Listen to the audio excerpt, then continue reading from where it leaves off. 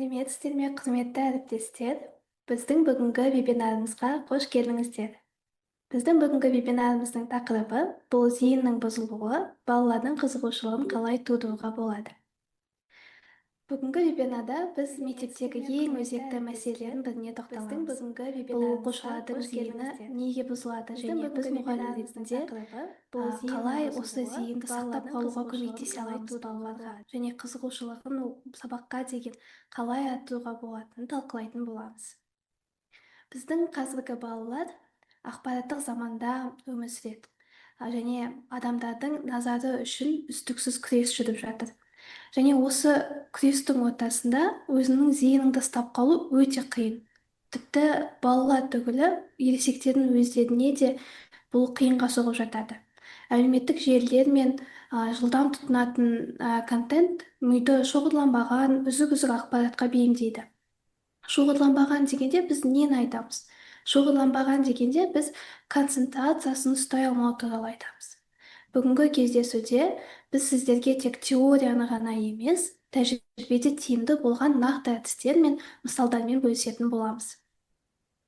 Өзімді таныста кететін болсам, менің есімім Әбутәліп Диана Маратқызы, мен Info-Lesson KZ онлайн курстарының менеджер әдіскерімін және биология мамандығы бойынша жаратылыстану ғылымдары магистрімін. Бүгінгі вебинарда біз не үйренеміз? Соған тоқтала кетейік. Бүгін біз ең алғаш зейін не екеніне тоқталатын боламыз және зейіннің түрлерін ашып айтатын боламыз. Ары қарай не себепті зейін мәселесі бүгінгі таңда өзекті екенін талқылаймыз. Зейін мәселесінің өзектілігін ашқаннан кейін мектеп оқушыларының зейіні неге және қалай бұзылатынын білетін боламыз. Зейінге әсер ететін әртүрлі факторларды, бұл физиологиялық, психологиялық және ұйымдастырушылық факторларды ашып айтамыз. Одан кейін жас ерекшеліктеріне қарай сабақты қалай бейімдеуге болатынын мысалдарға сүйене отырып анықтайтын боламыз. Және вебинардың соңына қарай сабақта қызығушылықты арттыруға арналған практикалық әдістер мен жаттығуларды береміз. Енді зейін деген не деген сұраққа жауап берейік. Зейін дегеніміз бұл баланың немесе кез келген адамның, біз қазір мектеп контекстінде және мұғалімдердің контекстінде, мектеп оқушыларының контекстінде айтып отырғандықтан баланың деп айтамыз. Зейін дегеніміз баланың белгілі бір ақпаратқа немесе белгілі бір әрекетке саналы түрде шоғырлануы. Саналы түрде сол жаңағы білімді алуға отырып, сапалы түрде жұмыс жасауы. Осы зейін дегеніміз психологияда кез келген білім алудың негізі, әсіресе балалар үшін. Егер зейін сақталмайтын болса, бала тыңдамайды. Яғни бала тыңдамайтын болса, ол есіне де сақтай алмайды. Және есіне сақтай алмаған нәрсені кейін үйрене алмайды, ол білім ретінде қалыптаса алмайды. Мысалы ретінде сабақ кезінде байқайтын болсаңыздар, егер бала тыңдамай, басқа нәрсеге назары ауып, зейіні тайып кететін болса, ол бала оқыған нәрсені келесі күні айтып бере алмайды, есінде сақтай алмайды. Міне, зейіннің маңызы осындай. Енді осы тұста зейіннің түрлеріне тоқталайық. Біз зейіннің негізгі 3 түрін қарастыратын боламыз. Біріншісі бұл ықтиярсыз зейін. Ықтиярсыз зейін деп тұрғанымыз не? Ықтиярсыз зейін бұл балада автоматты түрде қызығушылыққа негізделе отырып ілесіп кететін зейін. Ол қалай? Мысалы, бір тақырыптарды өткен кезде балаларға ол тақырыптың мәнін, мағынасын ашып отырудың қажеті жоқ. Балалар бірден оны алып кетеді, тыңдап отырады, ол қызығып кетеді. Сұрақтар қоя бастайды. Егер тапсырма беретін болсаңыз, сол тапсырмаларды тез орындай бастайды. Яғни баланың қызығушылығы өздігінен оянған кезде және сіз сол баланың қызығушылығын ояту үшін артық күш салмаған кезде бұл ықтиярсыз зейін деп аталады. Кейінгі зейін бұл ықтиярлы зейін. Бұл зейінге біз әсер ете аламыз. Осы зейіннің қалыптасуына біз әсер ете аламыз. Қалай ол жүзеге асады? Бұл зейін саналы түрде фокус қою. Ол қалай саналы түрде фокус қою деген? Яғни бала белгілі бір тапсырманың, білімнің, бір міндеттің маңызын түсінеді, оның мәнін түсінеді, және ол не үшін керек екен, оны қандай мақсатта орындау керек екен, және нәтижесі қандай болатынын түсінетін зейіннің түрі. Яғни бала осы сұрақтардың барлығына жауап бере алған кезде, және ересектерден, мұғалімдерден осы сұрақтарға жауап ала алған кезде, ол өзін тәртіпке баулып, сол тапсырманы орындап бітеді. Және ықтиярлы зейіннің бір мысалы ретінде, дедлайндар келіп тұрған кезде, қанша қызық болмаса да, қанша күші болмаса да, уақыты аз болса да, мысалға тапсырманы орындап бітуі, бұл да ықтиярлы зейіннің бір мысалы бола алады. Және соңғы біз қарастыратын зейіннің түрі бұл кейінгі шоғырланған зейін. Бұл қалай жүзеге асады? Бұл дағды арқылы бекіген тұрақты назар.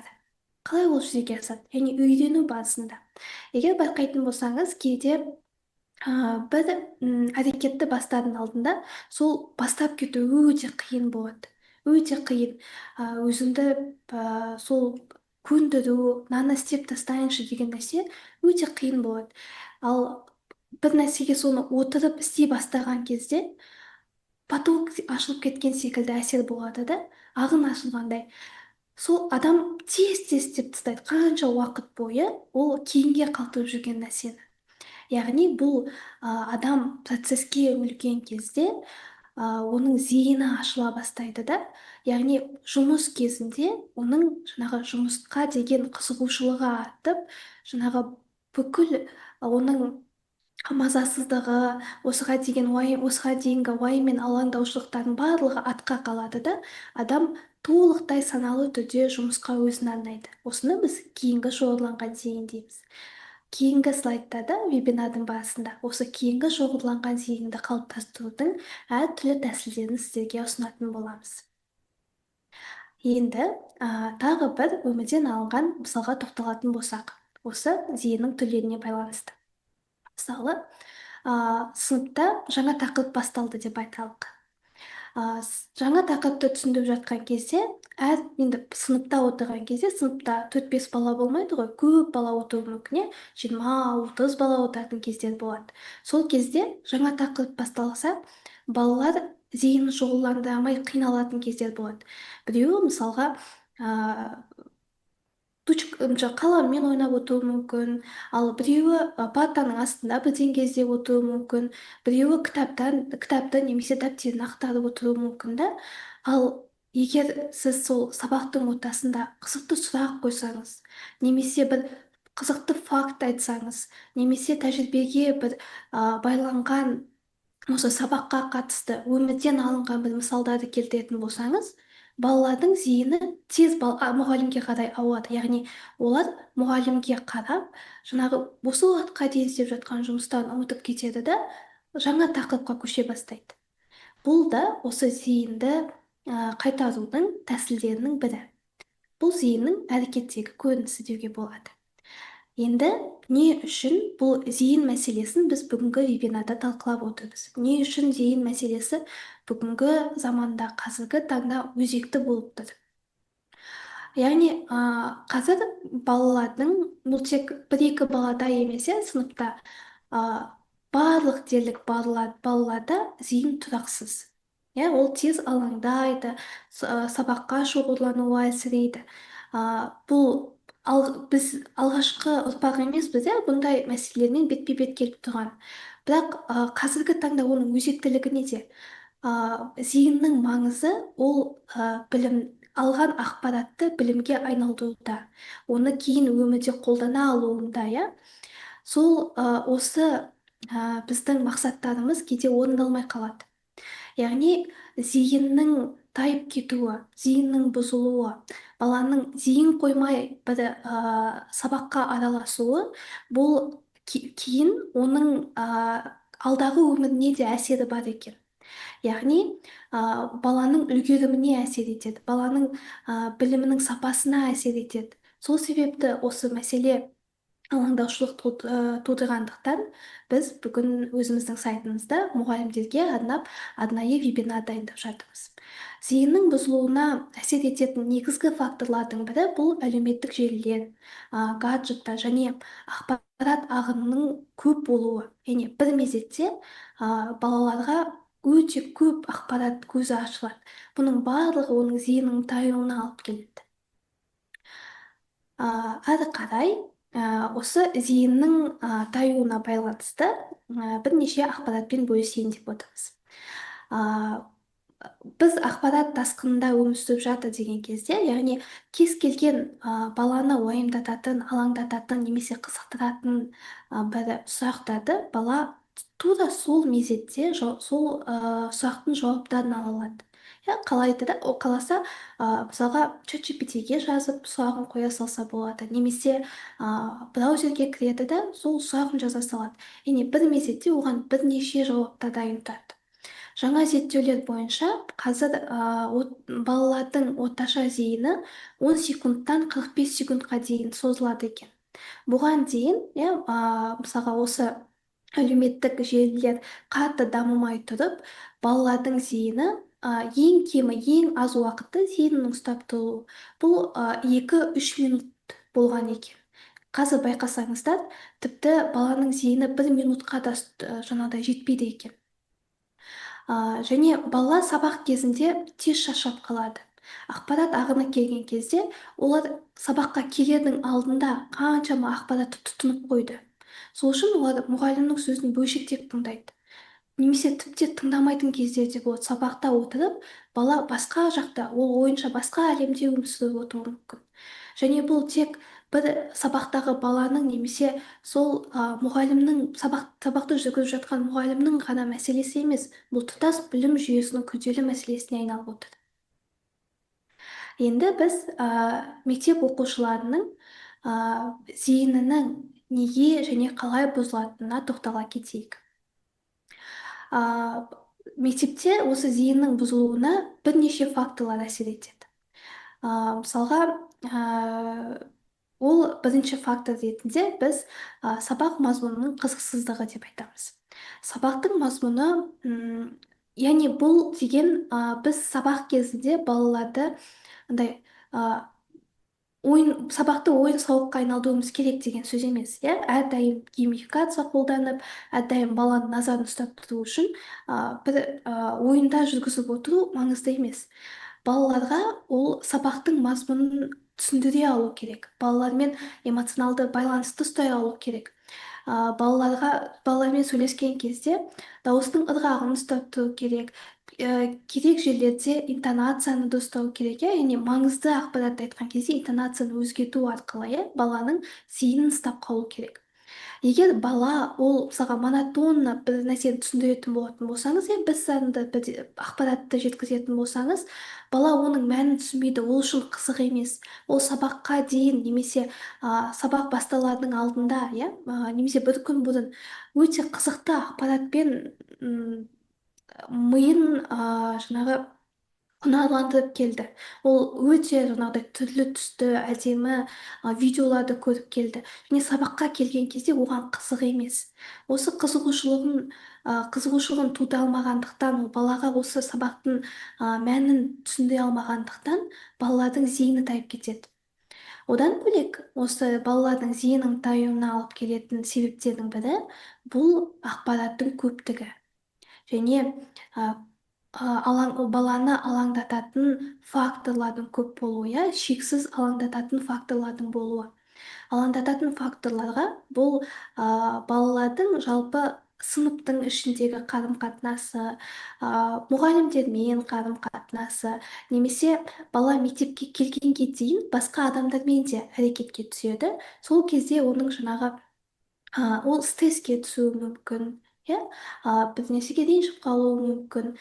Және осының барлығы, осы факторлардың барлығы баланың зейініне әсер етеді. Тағы бір маңызды фактор бұл ұйқының жетіспеуі. Яғни ми демалып үлгермегендіктен, ақпаратты саралап үлгермегендіктен, ол ұйқының жетіспеушілігінен бала деген ол бір нәрсеге бір нәрсеге фокус қойып, сол нәрсені зейінді түрде қабылдай алмайды, өте үлкен қиындықтар тудырады. Және ең соңғы біз қарастыратын факторлардың бірі бұл сыныптағы және үйдегі тәртіптің сақталмауы. Тәртіптің сақталмауы деген бұл тек айғай-шу немесе жаңағы эмоционалды ахуал ғана емес. Егер бала қазір ол бір әрекет істегеннен кейін ары қарай не болатынын білмейтін болса, иә, бұны орысша айтқанда непредсказуемость деп алсақ болады. Және осындай непредсказуемый жағдайлар, ол не болатынын білмесе, оны не күтетінін білмесе, бала қатты алаңдай бастайды. Және ол алаңдаған жаңағыдай стресс жағдайында болатын болса, ол фокусты қоя алмайды. Өйткені бұдан да маңызды мәселелер болып жатыр оның өмірінде. Енді сіздерге осы зейінді бұзатын факторлардың біріне сабақ үдерісінен бір мысал келтірейік. Практикалық мысал ретінде біз мұғалімнің үй тапсырмасын тексеру сәтін алайық. Мысалы, үй тапсырмасын тексеріп жатқан кезде бір бала өзінің асығыс дәптерін іздеп жатуы мүмкін, конспектілерін. Бір бала сол уақытта жауап беріп жатуы мүмкін. Тағы бір бала ол басқа оқушыдан осы сұрақтың жауабын сұрап жатуы мүмкін. Ал бір бала қазір үй жұмысын сұрап жатқандықтан өте үлкен стрессте болуы мүмкін. Мысалға, үй жұмысын дайындамаған болуы мүмкін, нәтижесінде осы сабақ сұрап жатқан кезде, үй жұмысын тексеріп жатқан кезде ешкім толық зейін сала алмайды. Өйткені сыныптың ішінде хаос басталды. Бұл хаос, мысалға, бір айқай-шу, балалар шулап кетіп, мұғалімнің тілін алмай кеткен уақыттарда ғана болмайды. Сыныптың ішінде жаңағы эмоционалды атмосфера өзгерген уақытта балалар, барлық балалар бір сыныпта отырғандықтан бір-бірінің эмоционалды күйлерін оқи алады, бір-бірінің эмоционалды күйлерін сезе алады. Және сондай стресстік жағдайларда балалар зейінін қоя алмайды. Ол бір нәрсені ойлап отыруға олардың шамалары жетпейді. Ары қарай біз зейінге әсер ететін факторларға тоқталайық. Зейінге әсер ететін біз бүгін 3 факторды атап өтетін боламыз. Және сабақ барысындағы ең маңызды факторлар. Бұл физиологиялық фактор, психологиялық фактор және ұйымдастырушылық фактор. Бұға дейін біз бұл факторларға аздап болсын мысалдар келтіріп, осы факторларды атап өткен боламыз. Енді осы факторлар жайлы толығырақ мазмұнды түрде айтатын боламыз. Физиологиялық фактор. Физиологиялық фактор туралы айтқан кезде біз баланың денсаулығы туралы айтамыз. Осыға дейін біз ұйқының әсері туралы қысқаша айтып өткен болатынбыз. Енді мидың жұмысына тоқталатын болсақ, адам концентрация кезінде зейінін шоғырландырған уақытта бір мезетте мида оттанғы ми, ми қаттысы және таламус деген мидың бөліктері бір сәтте және өте сондай үлкен жаңағы қуатпен жұмыс істей бастайды. Осы не үшін біз мидың бұл бөліктері туралы сөз қозғап жатырмыз? Соңғы ғылыми деректерге сүйенетін болсақ, мидың құрылымдарының бірі таламус. Ол таламус мидың фильтрі есебінде. Ол кез келген миға түсетін ақпаратты фильтрлейді. Біздің миымыз кез келген ақпаратты қабылдай береді. Бірақ біз фокус қойған, біз зейінімізді шоғырландырған ақпаратты ғана есте сақтаймыз. Және осы біздің таламустың жұмысы. Егер осы миға сондай бір мағынасыз, мәнсіз, оны қызықтырмайтын, адамды қызықтырмайтын бір ақпарат түсетін болса, бұл таламусты шаршатады. Өйткені таламус ол үздіксіз ақпаратты қабылдайды. Және таламус тек маңызды деп таныған жаңағы эмоционалдық тұрғыдан сондай бір құнарлы ақпаратты ғана ары қарай мидың басқа бөліктеріне өткізеді. Егер бала үнемі мағынасыз, қызықсыз, мәнсіз ақпаратты тұтынатын болса, бұл ақпаратты іріктеу функциясының бұзылуына алып келуі мүмкін. Бұл дегеніміз не? Яғни баланың алдында сондай бір мәні жағынан, құндылық жағынан маңызды ақпарат келіп тұрса да, бала ол ақпаратты қабылдай алмайды. Өйткені таламус тозып кеткен, таламус өте шаршап қалған. Сол себепті бала қандай маңызды ақпарат болса да оны қабылдай алмайды. Ары қарай келесі факторларды талқылайық. Келесі фактор бізде психологиялық фактор. Психологиялық факторларға біз жаңа ғана мысалға үй жұмысын тексерген кезде балалардың күйі жайлы айттық, иә.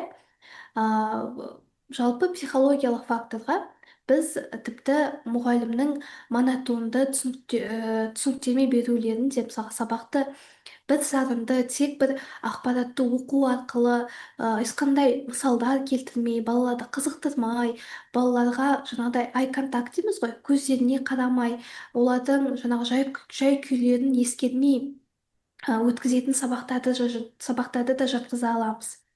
Бұның барлығы нәтижесінде мотивацияның әлсіздігіне алып келеді. Яғни бала ол сабаққа келген кезде қазір қызық емес материал алатынын біледі.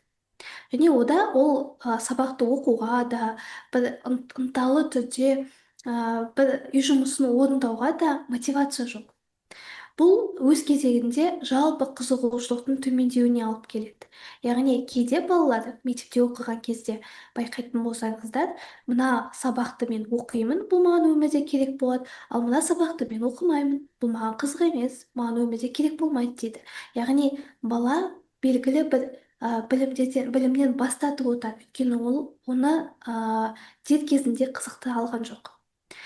Одан бөлек, егер оқушы әртүрлі жағдайларға байланысты стресс жағдайында немесе мазасыз күйде болатын болса, бұл кезде де зейіннің бұзылуына алып келеді.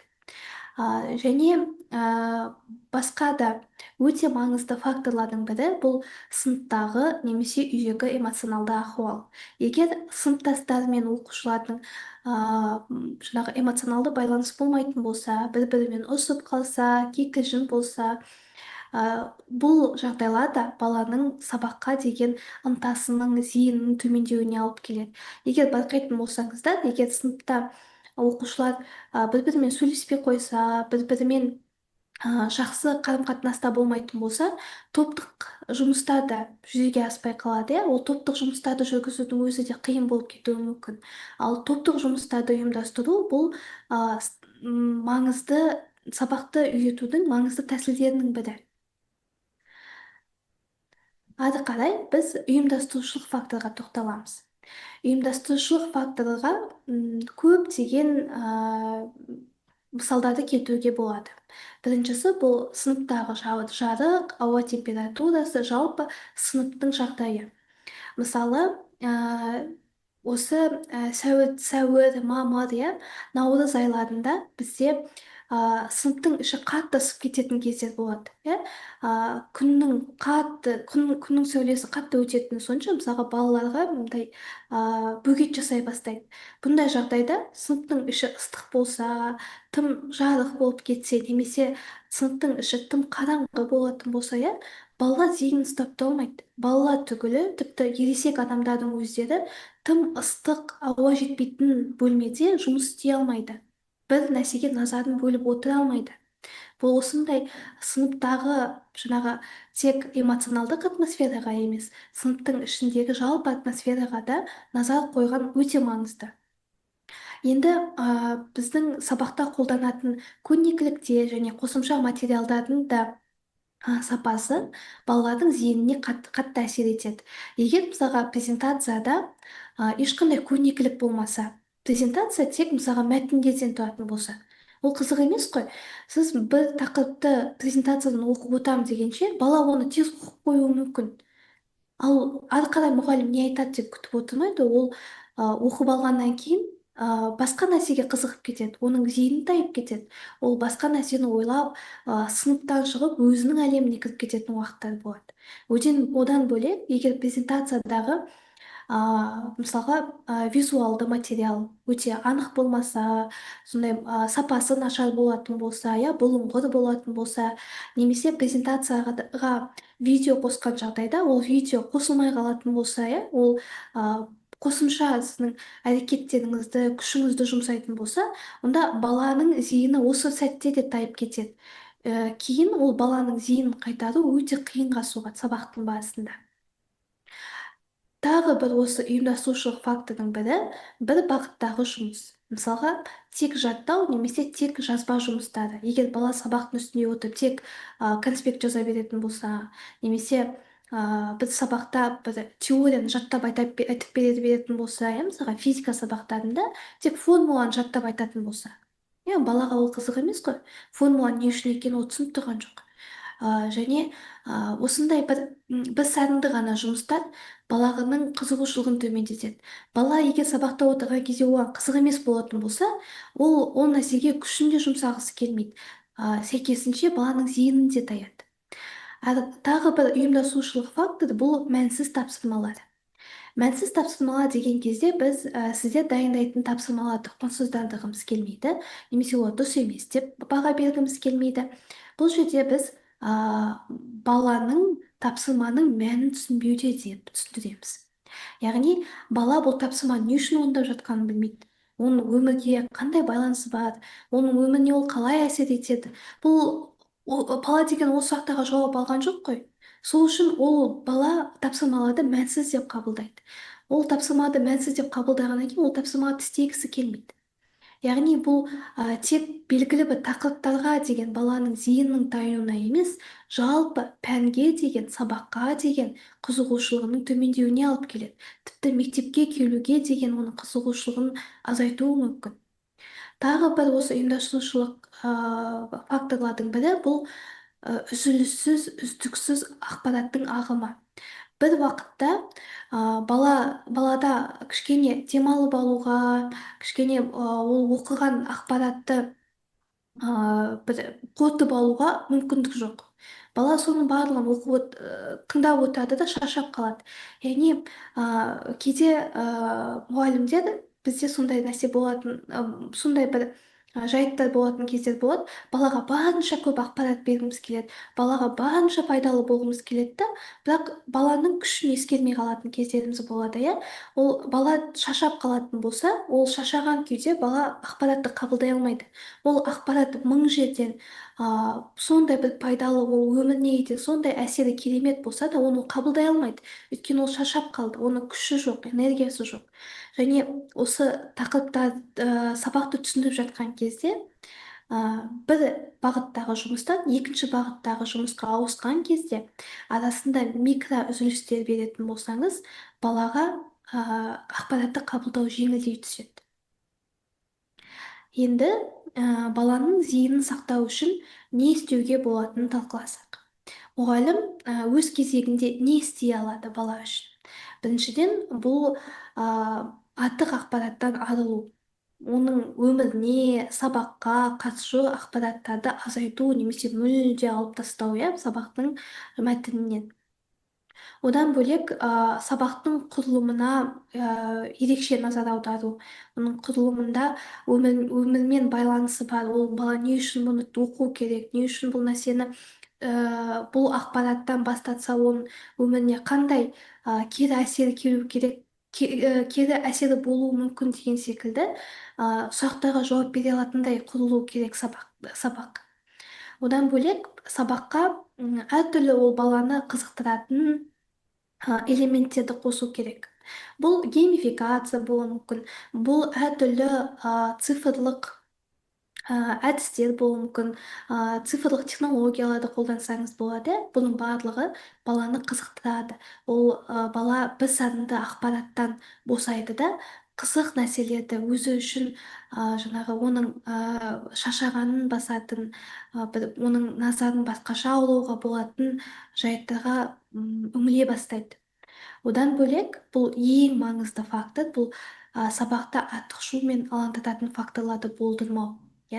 Тіпті мысал ретінде тек балалардың, оқушылардың сабақ кезінде бір-бірімен сөйлесіп, шулап кетуінен бөлек тағы бір фактор бар. Мысалға сабақ өтіп жатқан кезде, егер кабинетке басқа адам кіретін болса, иә, басқа адам кірген кезде ол мысалға мұғаліммен сөйлесуі мүмкін, немесе бір оқушыны шақыруы мүмкін.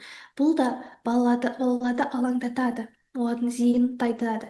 Енді бала ол сабақта өтіп жатқан тақырыпты ойлаудың орнына жаңағы келген адамның мақсатын, ол не үшін келді, не айтып жатыр, сондай нәрселерді ойлап кетеді, оның зейіні тайып кетеді да, ол кейін осы нәрсе туралы күні бойы ойлап жүруі мүмкін. А, ары қарай енді біз балалардың жас ерекшелігіне байланысты сабақтарды қалай бейімдеуге болатынына тоқтала кетсек. Біз қазір балалардың жас ерекшеліктерін бірінші сыныптарға бөліп қарастырайық, иә. Бұл бастауыш сыныптар, бірінші және төртінші сыныптар. Бастауыш сыныптағы балалар үшін қимыл қозғалыс өте маңызды. Яғни бұл басқа оқушылар үшін ол қозғалмай бір орында отыра беру керек деген сөз емес қой, иә. Бұл керісінше бастауыш сыныпта оқитын балаларға олардың зейінін ұстап тұру үшін олар кішкене ойын элементтері керек. Олар бүйтіп сыныптың ішінде жүретін болса, бір-бірімен араласатын болса, жаңа бір материалдарды қолмен ұстау, сипап көру деген секілді жаңағыдай әдістерді қолданатын болсаңыз, бастауыш сынып оқушыларын зейінін ұстап тұру жеңілдейді. Яғни бастауыш сынып оқушылары үшін, бір және төртінші сыныптар үшін көрнекіліктер, қысқа тапсырмалар, әртүрлі суреттер өте маңызды. Келесі біздің талқылайтын жас ерекшелігі бұл 5 және 9 сыныптар, немесе орта сыныптар, орта буын. Орта буын сабақты диалог арқылы өткізгенді жақсы көреді.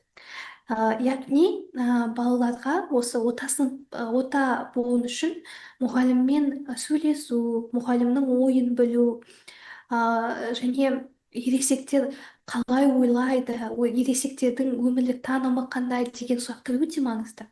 Сол себепті орта буында оқитын оқушылар үшін тәжірибелер жүргізу, мысалы лабораториялық жұмыстар, әртүрлі дискурстар өткізу, қысқа сұрақ-жауаптар өткізу, қызықты фактілер айту өте маңызды. Яғни балалар диалог арқылы үйренеді. Келесі жас ерекшелігі бұл 10-11 сынып немесе жоғары сыныптар. Жоғарғы сыныпта оқитын балалар, бұлар біздің ересек жасөспірімдер. Бұл жасөспірімдер үшін өмірдің мәнін түсіну, әртүрлі қиын концепцияларды талқылау, дискуссиялар, әртүрлі өмірден алынған кейстарды талқылау өте маңызды. Зерттеу жұмыстарына араласу маңызды. Жоғарғы сыныптарда балалар сондай бір күрделі мәселелерді талқылағанды жақсы көреді. Сол үшін балаларға бұлар бала деп қол сілтеп қарауға болмайды. Міндетті түрде балалардың ойын сұрау керек, мысалға, сен бұл туралы не ойлайсың, сенің көзқарасың қалай деген секілді сұрақтар балалардың зейінін шоғырлантуға көмектесумен қатар баланың қызығушылығын оятады. Бала өзінің өмірдегі орнын сезіне бастайды, өзінің маңызды екенін түсіне бастайды, оның дауысы бар екен, оның ойын ескеретінін түсіне бастайды. Сол үшін 10-11 сыныпта оқитын балалармен осындай қарым-қатынасты ұстану зейіннің шоғырлануына көмектеседі. Біз қазір осылай жас ерекшеліктерін бөліп отырған кезде дисклеймер айтып кеткім келеді. Бұл деген біз қазір түсінікті болу үшін осылай қатаң түрде бөліп отырмыз. Бірақ сіздер мұғалім ретінде әр оқушымен әртүрлі қарым-қатынасты ұстанасыздар, әртүрлі тәсілдерді қолданып көресіздер. Бұл мысалға бірінші және төртінші сыныпта оқитын балалардың ойын салмау керек деген мәселе емес, бұл әдістерді барлық балаларға қолдана берсеңіз болады. Бірақ осы жас аралығында балалар осындай мәселелерге сезімтал келеді, аса сезімтал келеді. Және бұндай мәселелерді ескермей кету олардың мектепке, сабаққа деген қызығушылықтарын төмендетуі мүмкін.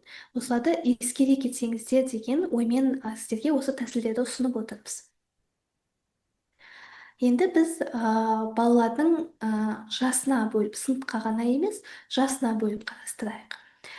Бұл жерде біз жас ерекшеліктерін екіге бөліп қарастырып отырмыз. Бұл 6-12 және 12-18 жас. Бұл жерде біз балалардың сезімталдығы, өмірді қабылдауы қалай өзгереді деген ерекшелікке байланысты бөліп отырмыз. Негізінде жас ерекшеліктері ол бұдан да анағұрлым көп және әртүрлі болып келеді. Соны ескерулеріңізді сұраймын. Бірінші, 6-12 жастағы балалардың ерекшеліктеріне тоқталайық. 6-12 жас аралығындағы жеткіншек балалар белсенді зерттеу процесіне араласады. Оларда логикалық ойлау дамиды. Олар әртүрлі оларды қызықтыратын әртүрлі жайттарға, әртүрлі қызықты факттарға қызығушылықпен сондай бір белсенді түрде араласа бастайды. Бұл жас аралығында қарапайым бақылаулар, қорытынды жасау, әртүрлі жобаларға қатысу, егер мүмкіндік болса, олимпиада, әртүрлі жарыстарға қатысу өте сондай жақсы нәтижелерін береді.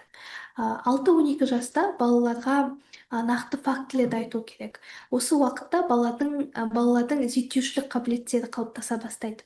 Балалар классификацияға сондай сезімтал келеді. Яғни осы жас аралығында балалар не жақсы, не жаман деген сұрақтарға жауап бере бастайды өз-өздеріне. Жауапты іздей бастайды. Жауап бермей, жауапты іздей бастайды. Сол себепті осындай әдістерді қолданатын болсаңыздар, балалардың осы сезімтал уақыттарын ұстап қалу мүмкіндігі бар. Кейінгі жас ерекшелігі бұл 12 және 18 жастағы балалар, немесе 17 жастағы балалар. Бұл уақыт жасөспірімдік шақ және пубертат уақыты, тұлғалық даму мен дағдарыс уақыты, балалардың мінезі қатты өзгере бастайды, олар өздерін басқаша ұстай бастайды, олар өздерінің көзқарастарын, өмірге деген ұстанымдарын өте сондай белсенді түрде көрсете бастайды. Осы 12-18 жас аралығында өзіндік ізденіс, ішкі дағдарыс және өмірге деген жеке өзінің пікірінің қалыптасуы жүзеге асып жатады. 12-18 жаста балаларға жауапкершілікті артуға болады. Егер мысалға, өздеріңіз мектептің практикасында байқайтын болсаңыз, әсіресе орта буынға өткеннен кейін оқушыларға әртүрлі секторларды жауапты етіп қояды. Мысалға, тазалық секторы деген сияқты, оқулық секторы деген секілді. Бұл жауапкершілік және зерттеу арқылы өзін тани бастауы балаларға оң әсерін береді. Тек олардың зейініне немесе мектептегі үлгеріміне ғана емес, болашақта ересек уақытта баланың тұлғалық дамуына да. 12-18 жаста балаларда сараптамалық ойлау жүйесі қалыптасады және күрделі концепцияларды талдауға балалар ашық болады. Енді сіздермен осы сабақта қызығушылықты арттыруға арналған практикалық әдістермен және жаттығулармен бөліскіміз келеді. Бірінші тәсіліміз бұл сабақтың басын қызықтырудан бастау. Қалай? Сабақты, мысалға, тапсырмаларды тексеріп болғаннан кейін, жаңа тақырыпты бастаған кезде балалар осы сәтте шаршап қалады. Үй жұмысын тексеріп болғаннан кейін балалар шаршап қалады. Немесе біз сабақтан шығып екінші сабаққа келген кезде олардың энергиялары азайып тұрады. Осындай уақытта не істеуге болады? Сабақты бастардың алдында балаларға сұрақ қоятын болсаңыз, бұл балалардың ойлау жүйесін белсендіреді. Тек балалардың емес, жалпы адамдарға сұрақ қойған кезде адамдар бір сәтке тоқтап, фокусын қояды жаңағы адамның қойған сұрағына. Сұрақтардың маңызы өте жоғары. Сол себепті сабақтың басында сұрақты да дұрыс қалыптастыра білу мүмкін. Қалыптастыра білу өте маңызды. Кешірім сұраймын. Мысалға, бір тақырыпты өткен кезде өсімдіктер тақырыбын өтіп жатқан болсаңыз, осы өсімдіктің адамдарға қандай пайдасы бар? осы өсімдікті қай жерде қолданғанын өздерің өмірде байқадыңдар деген сияқты сұрақтарды қоятын болсаңыздар, баланың ойлау жүйесі белсенеді да, олар мен бұл өсімдікті мысалы үйде өсіп тұрғанын көрдім, немесе мен бір шайдың қорабының сыртында осы өсімдіктің суретін көрдім деген секілді өздерінің нұсқаларын айта бастайды. Және осылай сұрақты қойғаннан кейін бала жауап бере бастаған кезде мини тәжірибе немесе интерактив өткізіп жіберсеңіз болады. Бұл сұрақ жауап күйінде болуы мүмкін, немесе әртүрлі көрнекіліктер күйінде болуы мүмкін, иә. Мысалға, осы суреттерге қарап өздерінің ойларыңды айтыңыз десеңіз де балалардың зейіні тез шоғырланады және олар осы уақытқа дейінгі шаршағаны басыла бастайды. Бұдан бөлек осы сабақты қызықты бастау үшін немесе сабақтарыңызға керекті көрнекіліктерді алу үшін біздің Infalescent KZ маркетплейсіне кірсеңіз болады. Біздің маркетплейста әртүрлі материалдар бар, көрнекіліктер бар. Егер сізге мысалға әртүрлі сабағыңызға керекті визуалды материалдар керек болса, біздің маркетплейстан жүктеп алсаңыз болады, немесе өзіңіздің дайын материалдарыңызды біздің маркетплейске жүктеу арқылы табыс тапсаңыз болады. Келесі біз ұсынатын тәсіл бұл мағыналы мәтіндер мен мысалдарды сабаққа кіріктіру. Бұл осы тұста сіздерге Герман Эбингауздың тәжірибесі туралы айтқым келеді. Герман Эбингауз деген германиялық зерттеуші өзі мәнсіз, мағынасыз, бірақ 80 буыннан тұратын өлең жазады. Оның қасына Байрон деген атақты ақынның 80 буынды өлеңін алады. Тәжірибе жасағысы келеді. Сол кезде ол Байронның мәнге, мағынаға, құндылыққа толы өлеңін 9 рет оқып, тез жаттап алады. Яғни 9-шы рет оқыған кезде оны жаттап алады. Ал өзі жазған мәнсіз, мағынасыз, тым құндылыққа байытылмаған өлеңін жаттау үшін ол 80 рет жаңағы өзінің өлеңін оқуға мәжбүр болады. Нәтижесінде мағынасыз, мәні жоқ, қызық емес мәлімет есте сақталмайды. Яғни балаларға зейінін қалыптастыру үшін, ол балалар зейінін сабақ бойы ұстап отыру үшін ең маңыздысы бұл мәнге толы, құндылыққа толы, ол өзінің өмірімен байланыста алатын мағлұматты беру, ұсына алу. Келесі біз ұсынатын тәсіл бұл зейін минуттары, сабаққа зейін минуттарын енгізу. Бұны қалай жүзеге асыруға болады? Мысалы, әр сабақтың 10-15 минуты сайын қысқа қызықты факт айтсаңыз болады. Немесе осы тақырыпқа байланысты тез салынатын скетчтар, комикстар салуды ұсынсаңыз болады. Немесе өте тез жасалатын эксперименттерді ұсынсаңыз болады. Мысалы, біздің ауылда неге балық азайып жатыр деген сұрақты қойсаңыз болады. Балалар осы сәтте мысалға жаңағы сурет салу арқылы, схема құру арқылы, жаңағы интеллект карта жасау арқылы өздерінің нұсқаларын ұсынса болады. Немесе тағы бір сондай қызықты сұрақтардың бірі, егер вакцина жасалмаса не болады деген сұрақтарға жауап беруді ұсынсаңыз болады. Осындай топтық және жобалық тапсырмаларды ұйымдастыру балалардың қызығушылығын оятады, олардың зейінін ұстап тұрады, оларға тез шаршап қалмауға көмектеседі.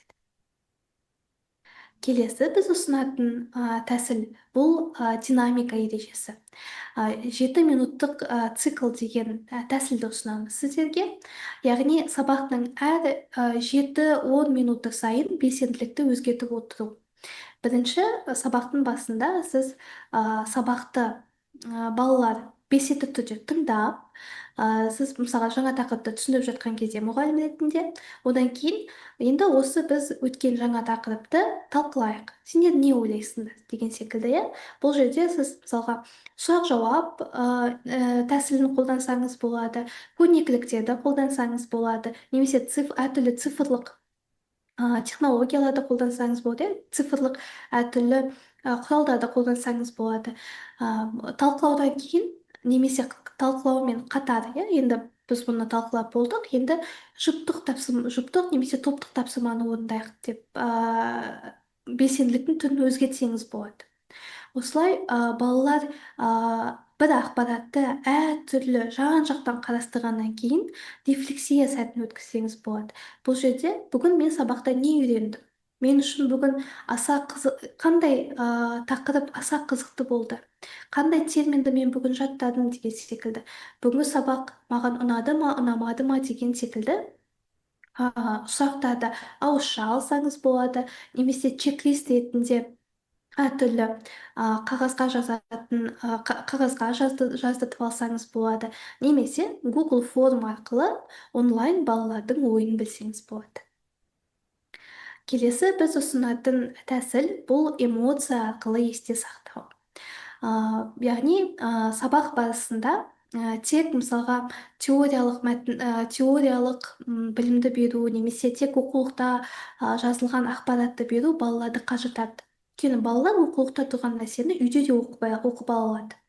Мысалға әртүрлі мектепте болатын жағдайларда немесе сабақтың үстінде әртүрлі мысалдарды келтіру, тарихи оқиғаларды кірістіру, әртүрлі көріністер арқылы маңызды ақпаратты жеткізсеңіз болады. Балаларға бір ақыл айтқан кезде былай істеме десең, балалар кейде ерегісіп істейтін кездер болады. Сондай уақытта балаларға мысалға кезінде бір осындай тарихи оқиға болған, осындай жағдайлар болған деп түсіндіретін болсаңыз, балалар бұл жағдайға мүлде басқаша қарайды. Бұдан бөлек қазақтың мақал-мәтелдерін, қисса дастандарын, аңыздарын да қолдану өте тиімді. Және тағы бір лайфхак ретінде ұсынамыз.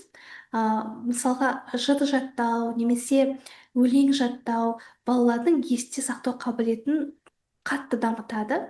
Бұдан бөлек есте сақтау қабілетінен басқа баланың математикалық дағдыларын қалыптастырады. Егер балаларда мысалға математикамен қиындықтар болатын болса, сыныпта оларға белсенді түрде өлең жаттауды ұсынсаңыз болады. Енді тәсілдерден бөлек сабақ құрылымы бойынша ұсыныстар білдіргіміз келеді. Сабақты біз бірнеше кезеңге бөліп қарастырайық. Бірінші кезең бұл қызығушылықты ояту. Бұл жаңа тақырыпты өту барысында, сабақтың мәнін көрсете алу керек. Жаңа тақырыпты бермес бұрын оның практикалық немесе жалпы өмірдегі мәні мен қаншалықты өмірмен байланысты екенін көрсете білу өте маңызды. Бұл мақсатты орындау үшін видео көрнекіліктерді ұсынсаңыз болады, өмірлік мысалдарды ұсынсаңыз болады, немесе әртүрлі қызықты сұрақтарды даярласаңыз болады. Кейін сабақтың түсіндіру кезеңіне өткен кезде бұл жерде маңыздысы андай теориялық материалды бірден және көп мөлшерде беру емес, қысқа түсініктемелер беру, маңызды идеяларды айту.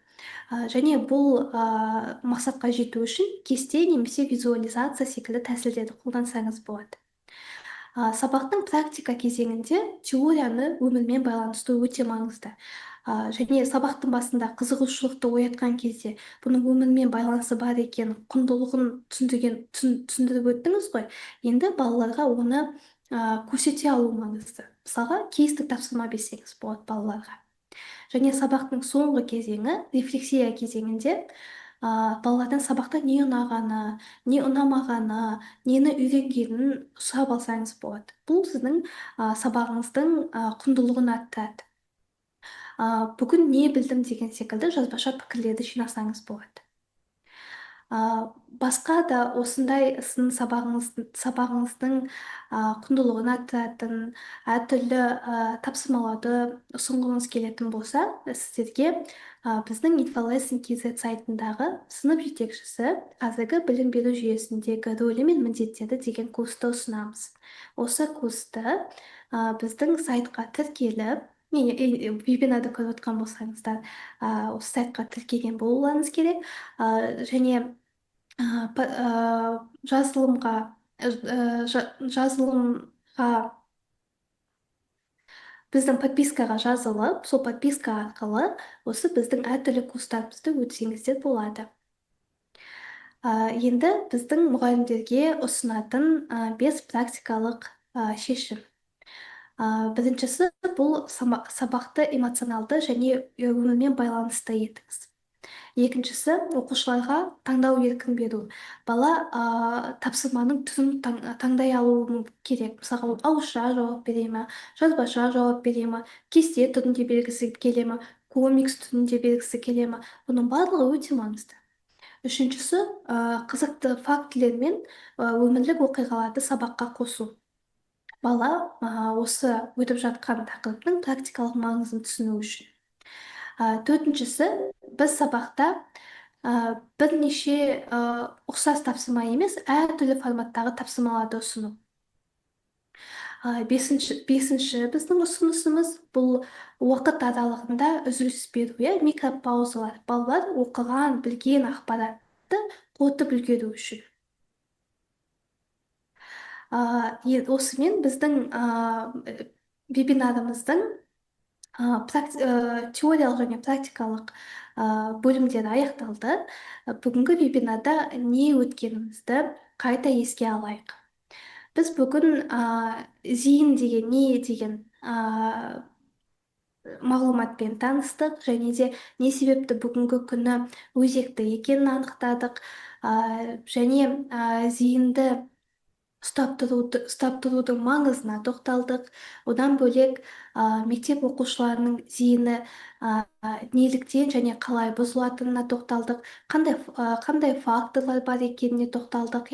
Біз зейінге әсер ететін 3 факторды бөліп қарастырдық.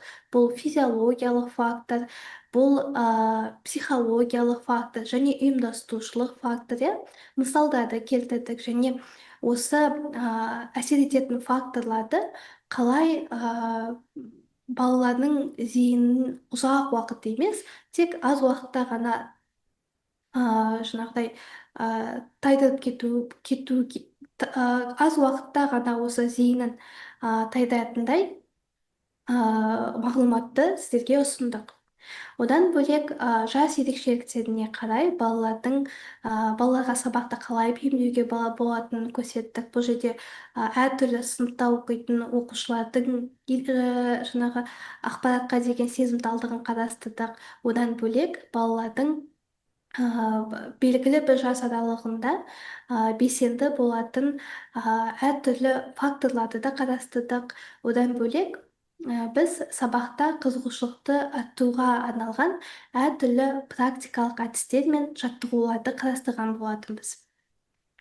Енді осы бүгінгі біздің вебинарымызға қатысты сіздердің сұрақтарыңыз болатын болса, сол сұрақтарыңызға жауап бере кетейік.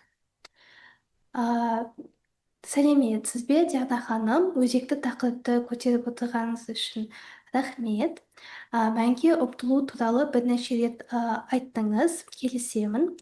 Өмірден мән іздеген тұлға тәрбиелеу арқылы біз өзімізді мұғалімдік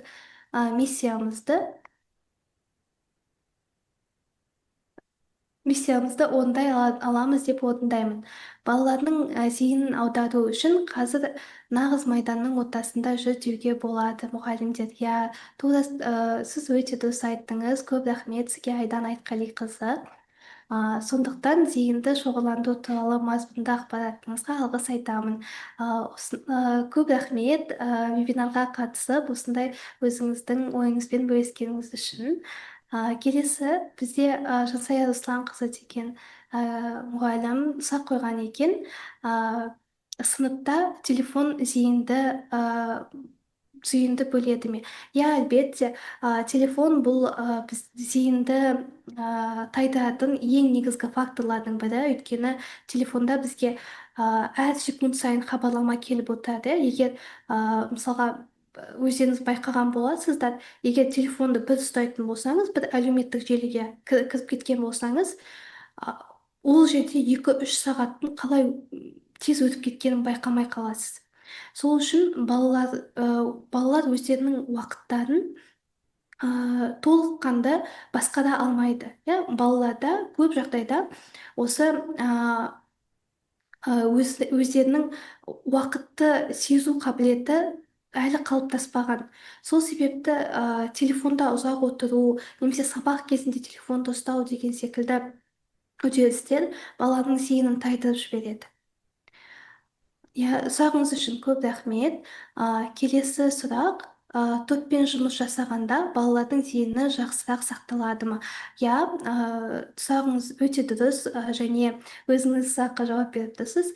Балалар топпен жұмыс істеген кезде балалардың әртүрлі қабілеттері ашылады. Яғни мидың тек бір бөлігі ғана, үйреншікті бөлігі ғана оянбайды. Бұл жерде бала бір-бірімен ұйымдасып жұмыс істегендіктен, және бір-бірінің бір-бірімен сөйлесу арқылы, диалогқа түсу арқылы жаңағыдай сабаққа қатыса бастаған кезде олардың миының басқа бөліктері белсенеді да, балалардың зейіні тұрақты болады. Олар өздерінің істеп жатқан жұмыстарының мәні мен мағынасына үңіле бастайды. Сұрағыңыз үшін көп рахмет. Келесі сұрақ: үнемі музыкамен немесе телефонмен отыратын баланың зейінін қалай жақсартуға болады? Ең біріншісі бұл алаңдататын факторларды азайту. Егер бала сабақ істеп отқан кезде музыка тыңдайтын болса, онда музыканың орнына басқа дыбыстарды қосуға болады. Мысалға, айқын шу немесе қара шуды қосуға болады. Сол кезде бала оның зейіні тайып кетпейді. Ол бір нәрсеге өзінің фокусын ұстап отырады. Және осындай алаңдататын музыка секілді, телефон секілді факторларды мүлде алып тастаған жөн. Бұдан басқа, баланың зейінін тайдыратын тағы бір фактор бар. Егер мысалға бала сабақ оқып отыр және ол музыка тыңдап отырды, құлаққаппен, осы уақытта ол сабақ істеп отқан кезде мысалға басқа балалар шулап жатыр деп ойлайық. Мысалға сыныптың ішінде балалар шулап жатыр, бір-бірімен алысып жатыр дейік. Бұл да баланың зейінін тайдыруына алып келеді. Ол бір уақытта бірнеше қызметті атқарып жатады. Яғни бала сапалы түрде білім алу үшін, оның зейіні тайып кетпес үшін бір уақытта бір жұмыспен айналысу керек. Және басқа оның назарын тайдыратын факторларды алып тастаған жөн. Осы жаңағы зейінін сақтау үшін бұл факторларды басқа нәрсемен ауыстыруға болады. Сабақтың үстінде ол жаңағыдай шулап жатқан балалардың қасында емес, тыныш, мысалға кітапхана деген секілді жерге барып сабақ оқыса жақсы. Ал музыканы мысалға айқын шу немесе қара шу секілді басқа альтернативамен ауыстырғаны да жақсы. Сәлеметсіз бе? Сандуғаш Қамбарқызы сұрақ қойып жатыр екен. Сабақта 2-3 минут белсенді үзіліс көмектеседі ме? Балалар сабақта арасында тоқтап, кішкене ойын қорытып алуға, кішкене қатты шаршап қалмау үшін осындай микроүзілістердің болғаны өте дұрыс және өте орынды. Сіз бұл уақытта уақытыңызды жоғалтпайсыз, керісінше балалардың өздерін жаңағы бір оқыған тақырыпты қорытып алуына мүмкіндік бересіз. Келесі сұрақ Жансая Руслан сұрап жатыр: қандай қысқа жаттығулар сабақта зейін жинауға көмектеседі? Қысқа жаттығу ретінде, мысалға, егер балалар белсенді түрде тапсырманы жұмыс істеп жатқан болса, оларды бір сәтке тоқтатып, орындарынан тұрыңдар. Мысалға, орындарынан тұрыңдар, енді кішкене қолдарыңды жазайық деген секілді жаттығу жасайтын болса, мысалға 10 секундтық немесе 15 секундтық ондай жаттығулар баланың зейінін, олар жаңағы бір моменттен екінші моментке ауысады да, сол уақытта қайтадан жұмысқа кіріскен кезде олар керісінше бұл зейінін бұзатын әрекетке ұқсағанымен, керісінше осылай олар қимыл қозғалысты қосқан кезде балалар қайта жұмысқа оралатын болса, зейіні керісінше тұрақты болады, ол жұмысын бітіргенше. А, осымен сұрақтар аяқталған сияқты, иә. Осымен біздің вебинарымыз аяқталуға жақын қалды. Барлық біздің курстарға, маркетплейсқа сілтемелерді біздің чаттан тапсаңыздар болады.